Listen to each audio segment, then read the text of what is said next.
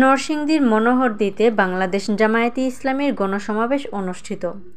31 জানুয়ারি শুক্রবার বিকেলে উপজেলার কৃষ্ণপুর ইউনিয়ন ৮ নং ওয়ার্ড জামায়াতে ইসলামীর আয়োজনে চরগুল মাহমুদ ঈদগাহ মাঠে গণসমাবেশ অনুষ্ঠিত হয়। কৃষ্ণপুর ইউনিয়ন জামায়াতের আমির মাওলানা ওসমান গনির সভাপতিত্বে ও এহসানুল্লাহর সঞ্চালনায় প্রধান অতিথি হিসেবে উপস্থিত ছিলেন নরসিংদী জেলা সহকারী সেক্রেটারি মাওলানা জাহাঙ্গীর আলম।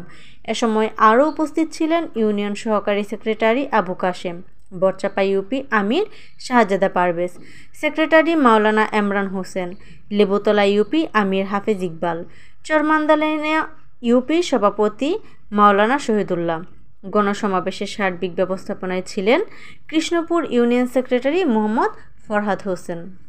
আমরা আসছি বাংলাদেশ জামায়াত ইসলামীর একটি রাজনৈতিক প্রোগ্রামে। কথা বলেন ঠিক কিনা? কেউ বলবে যে ধর্মের আড়ালে কি বলে, ধর্ম নিয়ে ব্যবসা করে, বলে কি বলে না? আমরা ধর্ম নিয়ে ব্যবসা করি না, আমরা ধর্মের নামে রাজনীতি করি। আমরা ধর্ম নিয়ে রাজনীতি করি না, ধর্ম নিয়ে ব্যবসা করি না, ধর্মের নামে রাজনীতি করি, ধর্মীয় রাজনীতি করি। কথা ক্লিয়ার বুঝতে হবে। আমরা কোনো লুকোচুরি খেলতে আসি নাই। ধর্ম নিয়ে ব্যবসা কারা করে?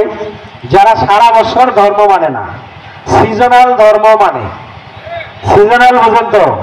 একটা মানুষ মারা গেছে, এখন জানাজার নামাজ কি তাও বুঝে না।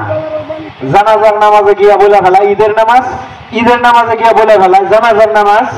এই লোকের লোকেরা টুপি নতুন কিনা, পাঞ্জাবি একটা নতুন কিনা, সুন্দর বক্তৃতা দিয়া সেখানে কোরআনের একটা আয়াত বললে 20টা ভুল হয়, এরকম কিছু আয়াত বইলা তারপরে রাজনীতি করে চলে আসে।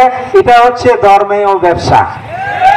আর আমরা যারা ধর্ম মানি, সারা বছরই ধর্ম মানি, সারা জীবন ধর্ম মানি, ধর্মের মধ্যেই আমাদের জন্ম, ধর্মীয় আমাদের পরিচয়, ধর্ম নিয়ে আমরা মরতে চাই।